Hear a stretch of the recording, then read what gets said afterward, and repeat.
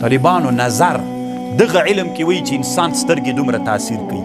یو سړی و طالبانو، دا د اوس عصر علما تحقیقات کې د کتاب نه چې بحث کوم طالبانو د اوس عصر و یو سړی و، دا ځان ته علامې لري، د هر چا سترګې کوم سړي سترګې ډېرې هغه کوي، کوم که علامې درته ویم بیا به طالبانو خلک په تنګ کوي. یوه نښه یې دا ده چې سترګې وي او دغه غاښونه یې داسې طالبانو راوتلي وي. دا طالبانو ډېر نظرناکه سړی، او ښځې کمې ښځې طالبانو بیا ډېرې نظرناکې، ځان ته علامې لري، په دې علم کې بحث پې کېږي طالبانو، هغه به وایم نه بیا که نه که خلک زوروي طالبانو، بس بیا تاسې کتابونه پسې ګورئ، خو دا علم پسې تحقیق وکړئ.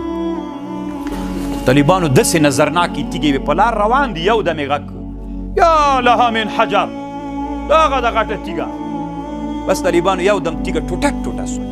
دومره طالبانو تاثیر لري. سترګې د چا؟ د نظر.